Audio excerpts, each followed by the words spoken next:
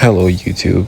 Hello, this is Skill Issue here, and today I'm gonna be giving you my subjective opinion on the current state of Dead by Daylight. And this is just my opinion, like as a killer main. I played Survivor and Killer, but I've just been playing Killer recently because of Ghoul and Springtrap are my favorite characters. No, like literally the only reason why I'm playing Killer, and I see some imbalances going on.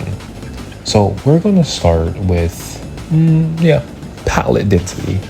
So like in this video clip that I have right here, this is the backwater swamp or whatever it's called.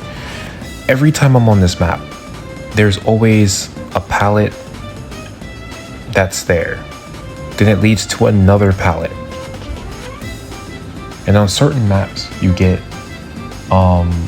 like the red forest. You have the main building, or is it Temple Purgation? I'm not sure. I think it's Red Forest. It's Red Forest, I'm pretty sure. And Red Forest. And you have the main building, and then, for example, let's say I'm chasing the survivor. I hit her. Now I caught up to her. And then guess what's around the corner? I swing at her, and there's a pallet. I break the pallet. I catch up to her as Ghoul again. And what does that? What does the survivor do?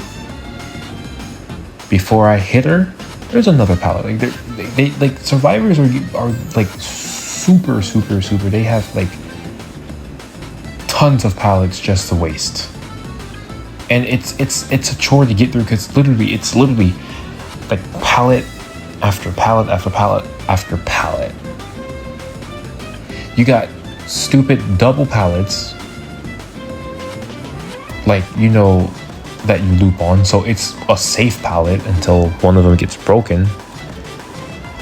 And it's like there's no need. And you got like some of the edge map ones, and it's like for example, back then before the pallet density, when someone would bring you edge map, it's like obviously a waste the killer's time, right? And maybe they had like a window or something back there, or maybe a rock. But now on the edge map, on almost any map except like maybe indoor maps, you will find and encounter a lot of those like filler pallets. Like I don't like filler pallets. They're playing with them, they're good to waste time, but playing against survivors, it's just not fun.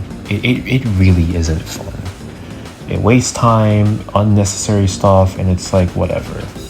And then like I said, I believe I said this, it's late at night, so excuse me if I'm repeating myself, but like I said, you get some bad or good RNG spawns, good for survivor, bad for killer. If there's a loop that connects to shack, I've seen some really nasty setups where, like I said, there are pallets that you can loop from. Okay, let's say the entrance of shack, opposite of or maybe from the left corner of like the no pallet area of the shack, right?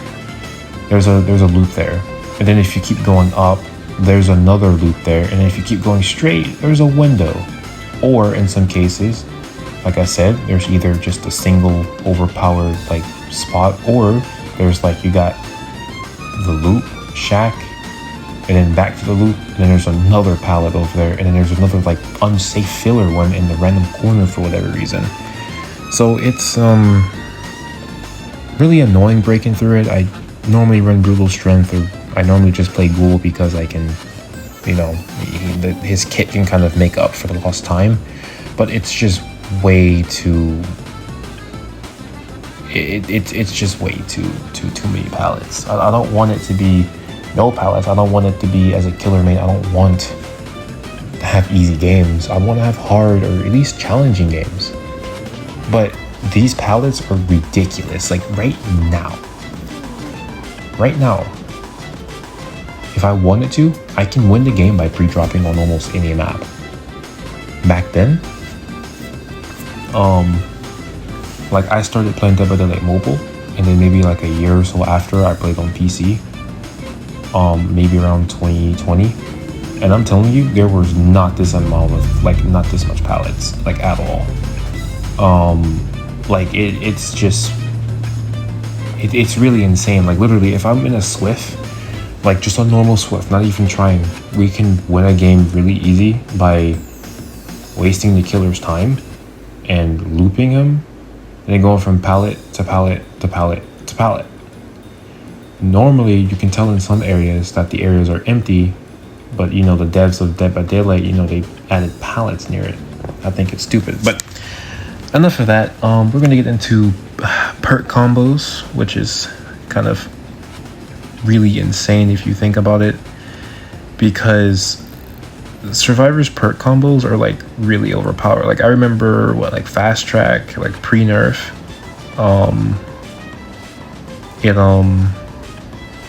I believe, if I remember correctly, because I never really used it, but I remember correctly, if a killer spread hooks out evenly, the survivor gets a stack, right? So, and it makes the gen scope done pretty quickly. I've had that happen pre-nerf, and it sucks. Then you got other perks like Decisive Strike and Plot Twist. I've seen a lot of YouTubers run these builds, and it is overpowered. What can a killer do in a situation like that? Like, you're playing normal, you chase a person, and then they plot twist in your face. Think about this logically.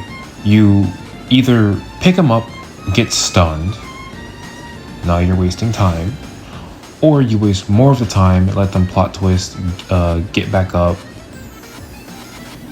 and then they're full health, and then chase resets. There's nothing you can do. We don't have no perks that can stop plot twist. We don't have no perks that can most definitely counter DS. We do not have any of that.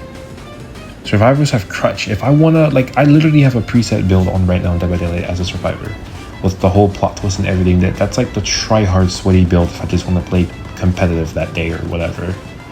And I'm pretty sure I can win the match really easy. Imagine I had a whole Swift, and we ran that same build. What was it plot twist, decisive, off the record, and Iron Will or Dead Hard. No, that's the build I have. It's decisive, off the record, plot twist, and Dead Hard. Imagine if a whole P400 lobby ran that. Imagine how difficult that would be for the killer. For you, it's fun as the survivor, but as the killer, it's nothing you can really do. And then you got the Sabo perks. So you can run Breakout, Saboteur, is it Breakout? Yeah, Breakout, yeah. And then what you call it? Flip Flop,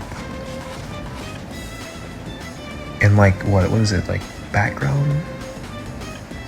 Yeah, background player as well. And if you're carrying a survivor, you can't counter all of that stuff. You're only one person against 4 people. And I think there's ways that survivors can, I think permanently, or it used to be like that, where you can, or maybe not now, but I know for a fact back then there was ways you can probably permanently get rid of the hook on the map and make it miserable for the killers and stuff like that. And I do also remember Petrified Oak or whatever was stackable. But I mean, as of now though, we don't have nothing to deal, survivors. So think of it like this: 2 survivors can run DS or whatever, and then another can run a different thing. And then another perk I forgot to mention is you got boon totems, you got Circle of Healing, and then you got Exponential. Circle of Healing, what it does is you just heal up a lot quicker in there. It's not like how it was back then where you can self-heal yourself. It's just more of healing is quicker. But boon Exponential is where it's a little crazy, because if a survivor booms all 3 totems or the whole map, everyone can just be slugged on the ground and then get picked up pretty quickly. And then you got Conviction. That's so stupid. That perk itself is just dumb. You can get up and you got a free, I believe, free protection. And then you have the infamous Soul Guard Unbreakable. So it's kind of, killers were, as killer mains, were kind of in a rough spot. We have pallets that are bad for us. We have overpowered perk combos. It's really just not fair for us right now. And the only way we can win as killers and stuff like that is if we slug. Like I said, slugging is not fun. It really isn't fun. Like in this video, I am using this build. It's a slug build. It's really not fun. I only run this build when I played a bit too nice and I'm losing a lot. And I'm like, you know what? I really don't want to use this, but if I want games to last 20, 30 minutes, like how they did back then, you know, I have to use this build. And it's like super effective too. It's surprisingly super effective. And this isn't Survivor or Killer's fault or anything. This is just how behavior optimize their game or whatever. Like, you know, and then, you know, Survivors, they get, like, what more do they need? They not only they have Decisive Strike and Dead Hard, which Dead Hard is kind of a little cheesy at times, but they got base kit borrowed time now with 15% haste.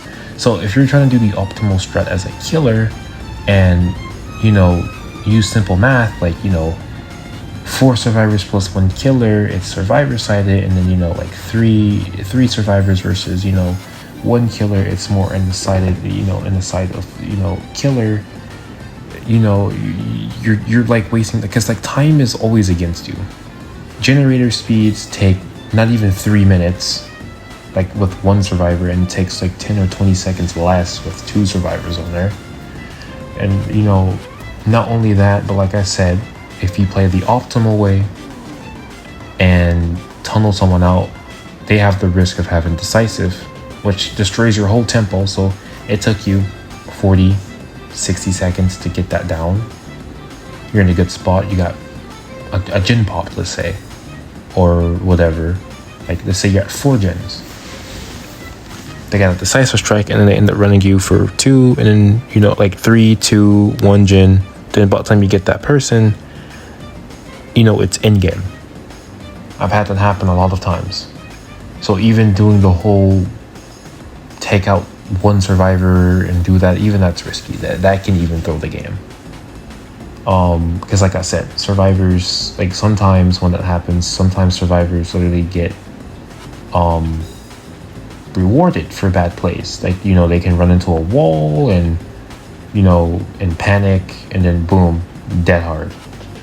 They can run out in the open. Oh, there's just mysteriously a pallet. Like it like, you know, and it wastes more of your time. And yeah, so it's like, you know, like I said, playing like this wasn't fun for me. Yes, I got my win, I got what I want, but it really wasn't fun. I prefer when the game is just played normally.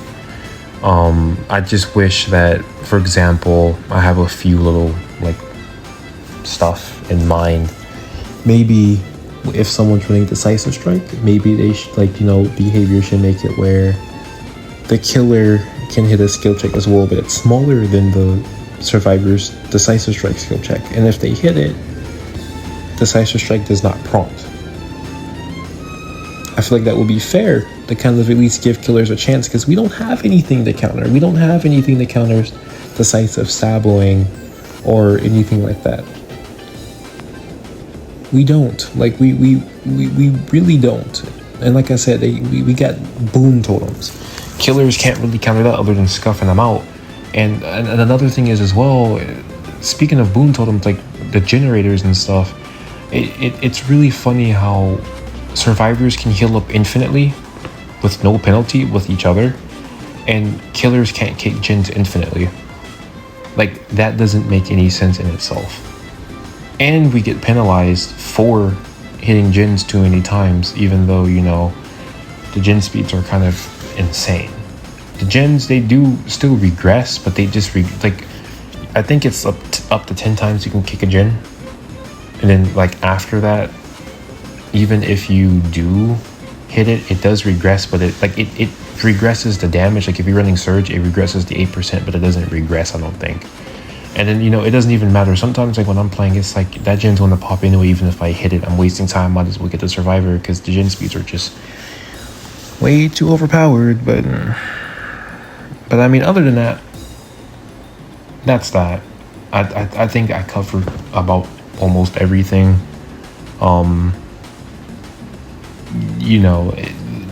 Like, it's not impossible to play killer. I play different builds, gen builds, gen builds, chase builds, efficient builds. I played pretty much all of them, Devour Hope, Hex builds, and I can still win. It's just what's more in their favor, like what's more in Survivor's favor is like, pallets, good RNG, because most maps, like for killer and survivor, most maps, like the only reason why I would win most of my matches is because the map is killer sided. The only reason why survivors would win most of their matches is because survivor sided map, it's never like balanced. This game is RNG based. This is the most RNG game you'll ever see. I mean, other than that, I would either like implement some like interaction against survivor and killer. Like I don't know, like there's something with DS, or like I don't know, I feel like most of these perks just need a nerf, or not a nerf, but give us perks that can counter these so it can balance, or at least make it bearable. But yeah, what do y'all guys think? Just drop a comment below, and I'm out of here.